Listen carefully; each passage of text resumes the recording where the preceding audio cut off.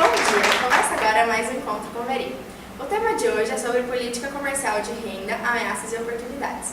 Tenho comigo o subsecretário de Assuntos Econômicos, Roberto Bottoli, e a economista Silvia Ribeiro. Bom, vamos começar. A política comercial é como o governo utiliza mecanismos para incentivar ou não a importação ou a exportação. É isso, Roberto? É isso mesmo. E juntamente com a política cambial, esse é o grupo de políticas que atua no setor externo, diferentemente das políticas monetária e fiscal que atuam no setor interno. E como isso acontece? Então, existem 3 ferramentas com as quais o governo trabalha para estimular ou desestimular importações e exportações. A primeira delas são fiscais, ou seja, como o governo aumenta ou reduz impostos. A segunda é creditício, que é a forma como o governo trabalha com financiamentos a importadores e exportadores. E a terceira é a quantitativa, ou seja, o governo pode estabelecer barreiras numéricas por um determinado período de tempo. A política comercial é um conflito muito delicado. Assim como o Roberto falou, caminha junto com a política cambial. Não podemos limitar demais, mas também não podemos liberar muito. Essa questão pode ajudar a prejudicar os produtores de uma hora para outra. E é aí que entra a diferença entre os empresários da velha guarda e da vanguarda. Mas qual a diferença entre eles? Os empresários da velha guarda são a favor da desvalorização cambial para reduzir os preços dos produtos de exportação, tornando assim seus produtos mais competitivos para o cenário internacional. É um pensamento egoísta, pois só leva em conta o próprio negócio. Já os da vanguarda pensam de forma mais abrangente e entendem que a melhor solução é reduzir o custo Brasil e agregar valor aos produtos para poder exportar mais. Mudando um pouco de assunto, no ano de 2011, a demanda interna cresceu 6,7%, enquanto a produção industrial cresceu apenas 3,6%. O que isso significa exatamente? Bom, esse é um processo que já vem acontecendo no Brasil há alguns anos. Chama processo de desindustrialização e acontece quando a produção industrial passa a representar uma parcela menor do PIB do país. Um dado ainda mais alarmante é que no ano seguinte a demanda continuou a subir, enquanto a produção industrial caiu 2,5%. Bom, agora temos uma pergunta do público nas ruas para vocês. Então, eu queria saber sobre a política de renda. Bom, política de renda é como o governo atua sobre 2 variáveis muito importantes, preço e salário.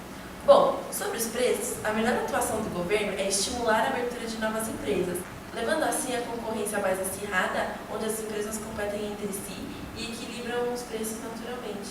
Já em relação aos salários, o governo define os salários mínimos e seus reajustes, enquanto os funcionários se organizam em sindicatos para reivindicar seus direitos. Existem ainda 2 variáveis que influenciam no salário: escolaridade e produtividade. Essas 2 variáveis estão muito relacionadas, uma vez que quanto mais um funcionário conhece sobre o seu trabalho, mais ele produz. Então, eu tenho curiosidade de saber como o governo atua hoje em dia. Atualmente, a política comercial do governo tem como principal objetivo a promoção de exportação, estimulada pelo controle de importação. Dessa forma, é inevitável o aumento dos preços internos, reduzindo o poder de compra da população.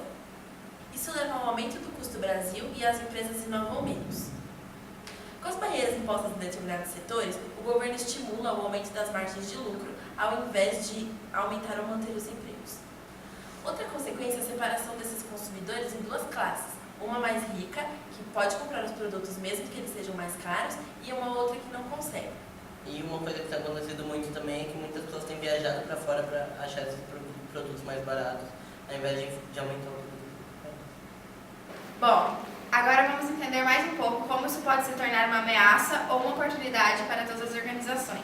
Os administradores têm que levar muito em conta atualmente todas essas variáveis da economia para gerir suas empresas, porque ao mesmo tempo que uma empresa interfere na economia, ela sofre influências do ambiente econômico onde ela está inserida. Dentro desse cenário, existem 3 variáveis principais que afetam uma empresa. A primeira delas é a política fiscal. Isso é uma variável tão importante que existe até mesmo uma guerra fiscal entre os municípios para ver em qual município as grandes empresas vão se instalar. Então, esses municípios podem dar incentivos fiscais, podem isentar essas empresas de alguns impostos.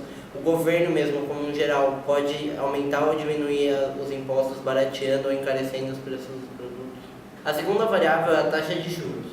A taxa de juros pode baratear ou encarecer o preço de um produto, pode fazer com que uma empresa ceda maiores parcelas para o consumidor pagar, pode fazer com que uma empresa invista mais ou menos em inovação, em qualidade, em algum novo produto.